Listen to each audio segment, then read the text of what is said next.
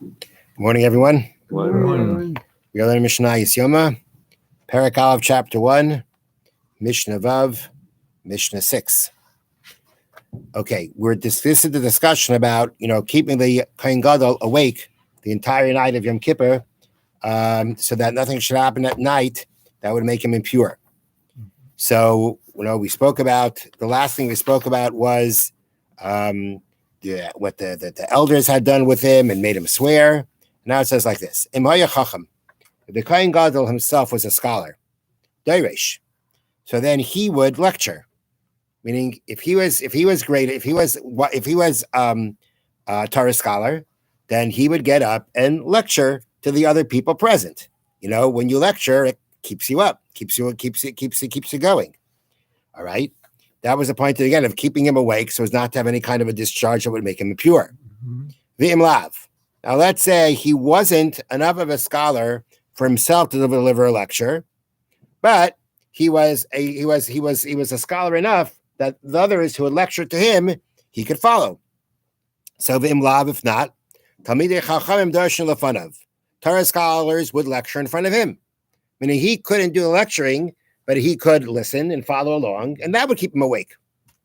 Now, if let's say he wasn't on that level of wisdom either, because don't forget, we had the Kohen, as we mentioned before, the Kohanim Gedolim in that period of time were not always the most people of highest level. So now let's say you can't lecture in front of him. He's not holding there. So Bimraga Likrois, if he is accustomed to reading Likrois, to read means to reads the books of Tanakh, the books of scriptures, Kairei, and he should read, right? That'll keep him going. Vimlav, and if he's not even accustomed to doing that, okay, that means again we're seeing what kind of level of scholarship he has. Kairin Lafanov, then we read from the scriptures to him. We read to him, and what we'll read to him will hopefully keep his interest that he won't fall asleep. So from where, in what, meaning in which one of the scriptures would we read to him? The answer is Be'Iyov uBe'Ezra b'Divrei Hayamim.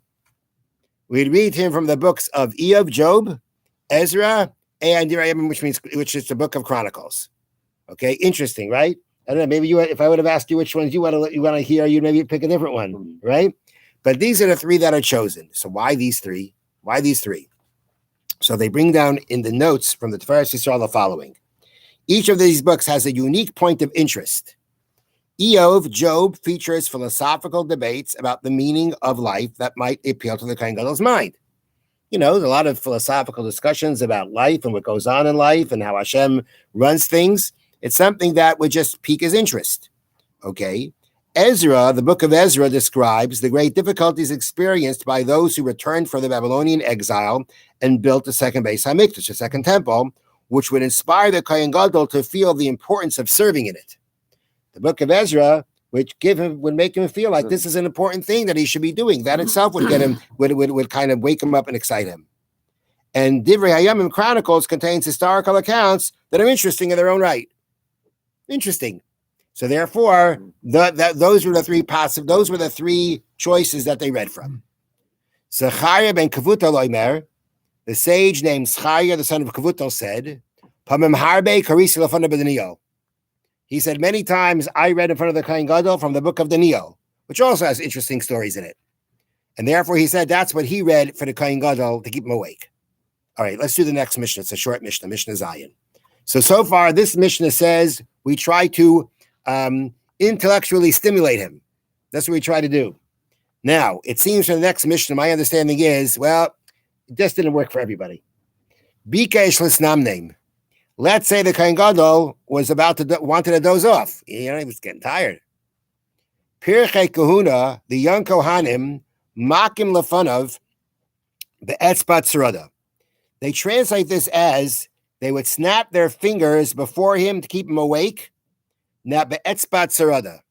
Some commentaries say the etzbat tzarada is the pointer, and some say that it's the middle finger.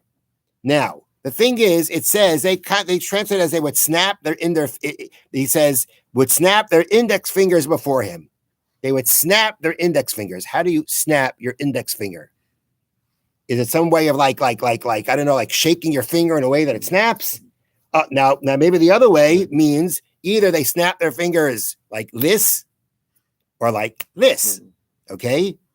Now, That's not now could be they were very good at this, young hands, nice and, strong and moist, they can make a lot of noise. But the Tiferet, the Bartanura, who seems to say this, says it. He says, and then he says, umaka al kapai. It sounds like it said snap your fingers and bang on the palm of their hands. It sounds like they would snap it on the palm of their hands, would make a louder noise. I don't know. I'm not sure how to explain it. But they did something with their finger to snap their finger to keep them awake. Meaning they would wake them up with a snap of a finger, We would say no, but they just went like that. Okay. And they would say to him, Ishi Kain Gadol, my master, the high priest, Amaid, stand up. That means, and for a short time, cool yourself on the floor. The Kain Gadol, the Kohanim didn't walk with shoes or with socks. They were barefoot. And it was a marble floor, so it was cold. So therefore, they told them, stand on your bare feet and cool yourself for a while on the cold marble floor, which will keep you awake. Okay? And then it says, and they would keep him occupied until the time came for slaughtering the carbon tamid, the morning daily sacrifice. Okay? So again, my understanding is that, like the learning's not helping. The intellectual stimulation is not working right now. Okay? He's falling asleep. Okay? So they wake him up. They wake him up. And they tell him, stand on the floor a little bit, cool off your feet. You don't want to let him get too cold. Maybe he'll get sick. They say for too long. And then they keep them busy. What do they keep them busy with? So they bring down here in the notes, again, from the Tiferes Yisrael, citing the Gemara, they would sing selections of Tehillim, which they say here from 120 to 134, chapters 120 to 134, which include the verse, if Hashem will not build a house in vain, do its builders labor in it. This encouraged the Kohen Gadol to perform the Yom Kippur service solely for the sake of Hashem, so that he would accept it and it will not be been in vain. So basically, now that we're singing to him to keep him awake, but they sang things that would keep him awake and inspire him, and especially this verse that it says, if Hashem will not build a house in vain, do its builders labor in it, means to say he better make sure that he does the service well, because if Hashem doesn't accept it, then nothing's going to help. All right. So therefore, this is what they kept them busy with until it came time to slaughter the morning daily sacrifice. Now we're ready. It's time to get busy, to get doing, and now we can get to work. Have a wonderful day. Thank you, Rabbi. It said that That this is all day.